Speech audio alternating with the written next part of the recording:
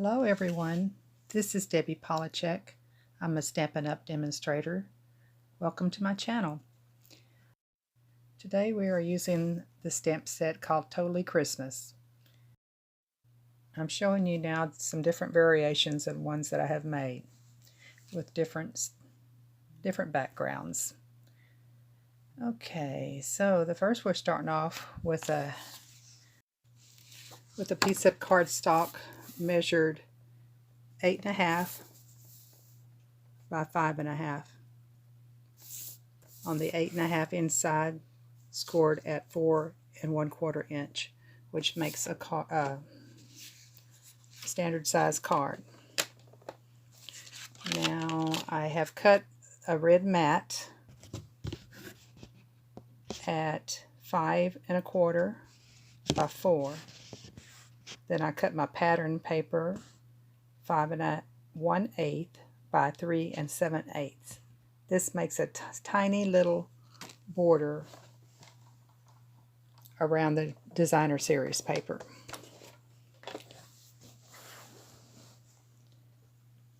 Here I'm showing you I'm stamping my bird and my leaves with my Stampin' tool. And what's great about this, if you mess up, you can go back and do it again, and that's what I have just done. I'm very good at messing up, so it's a perfect tool for me, and I'm sure for a lot of people. Here I'm using that same limb from the stamp set to stamp right on my card, on my designer series paper. Kind of gives it a look of way in the background.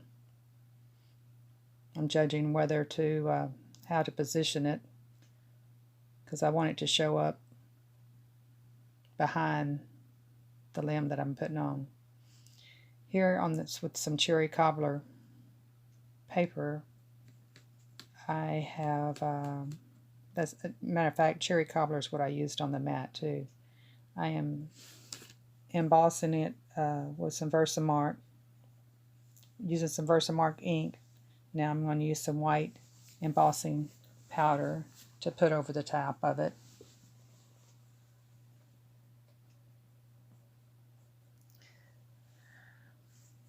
I've got this sped up pretty quick. I don't know how much exactly, but you can see that I'm moving along quite fastly.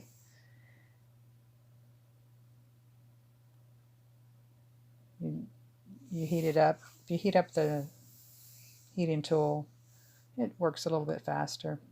I kind of just tend to hold it with my scissors so it don't blow away the piece of cardstock. Here I'm taped with some washi tape. I have taped the dies in position.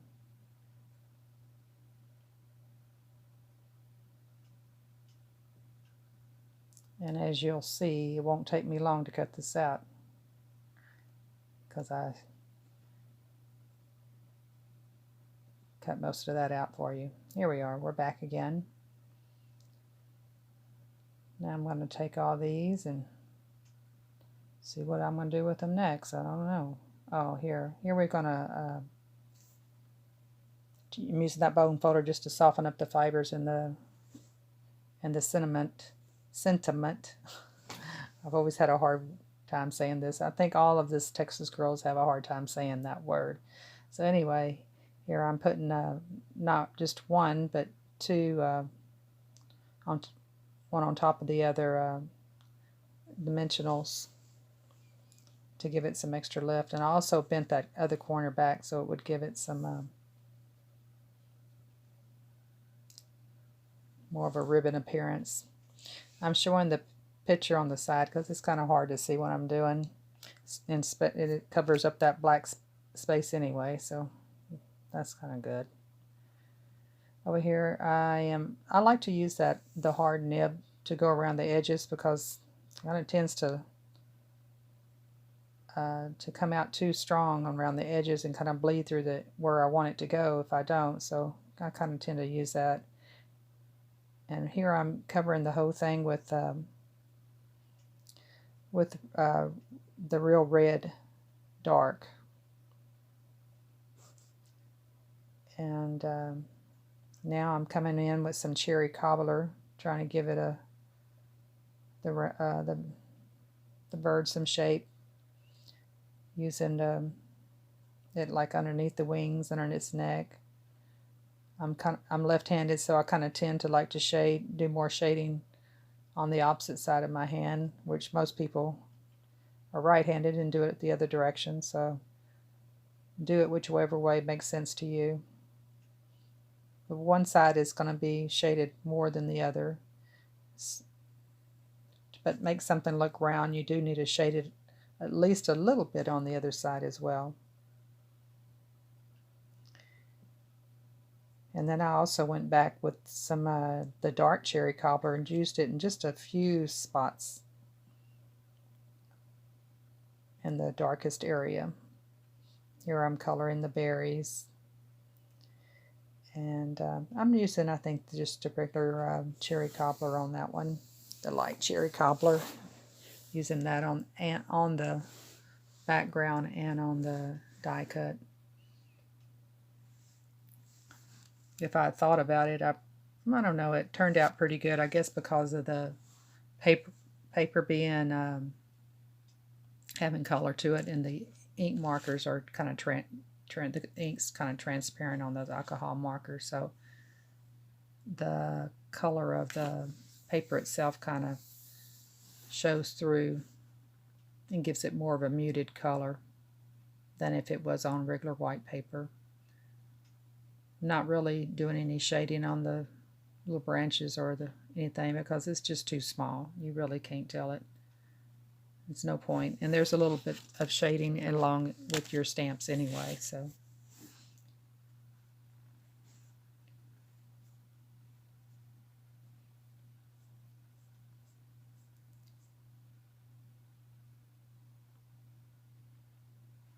I'm using just some, I think, soft suede or one of those colors, to the brownish colors, to color in the stems.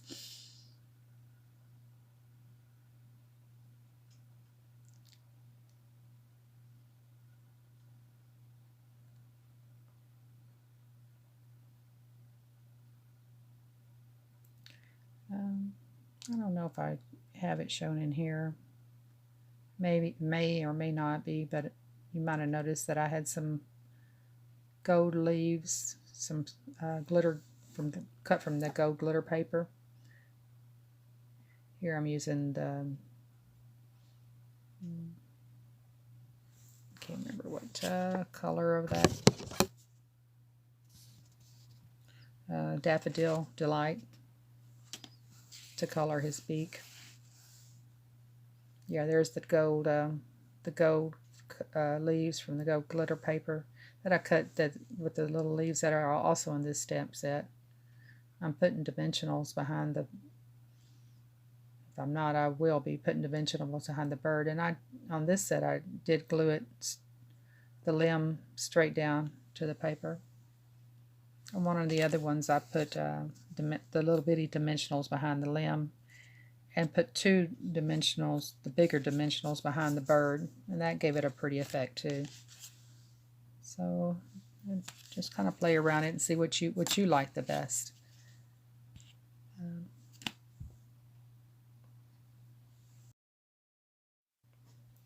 Yeah, matter of fact, on the bird of that one, I said I put two, but what I meant is I stacked two, one on top of the other, and used a double depth of the dimensionals. Here I'm going ahead and applying the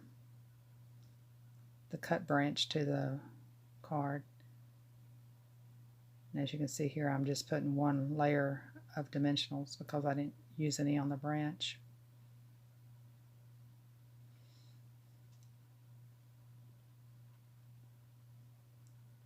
And kind of using the ends of the dimensionals. That card's about gone.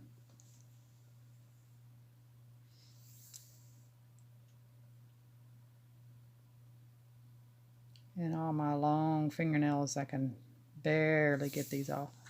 And no, I don't chew them. Everybody asks me, do you chew your fingernails? And I say, no, I clip them with toenail clippers because I can't stand fingernails. They get in my way. Here I'm arranging the gold leaves.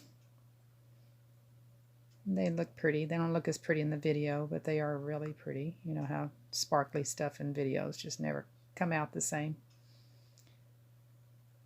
I did put a bow on this, but I decided I didn't like it, so at the end of the video I took it back off again because I just thought it looked pretty and lacy and elegant with those leaves just the way they were. The bow was kind of, I thought, too heavy for the rest of the design. Here I'm remembering to stamp the inside before I put the top on, so most of the time I forget about that. Then if you mess up, then you have to cover it up, but this way, if you mess this one up, you got another chance. You can make that front and put the bird on top. But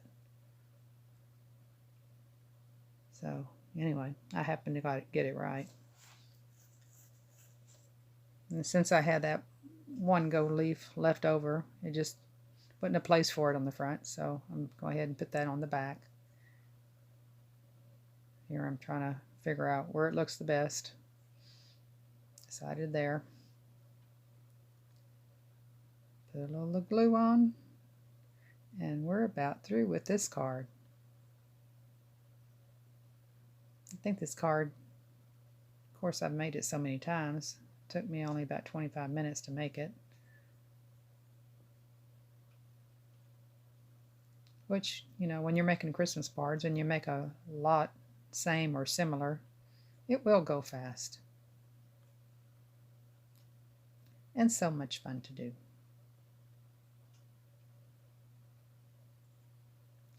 But anyway, see, there's that ugly bow. Thought it looked good. It looked good before I started. Yeah, see how much prettier it is without it? Just don't do it. It's just not good, Debbie. Why'd you put it on there? I don't know. I guess because I had it made. But anyway, inside, it's finally in frame. Well, that one isn't. And there's the other one. Okay, everyone. Hope to see you soon. Bye-bye.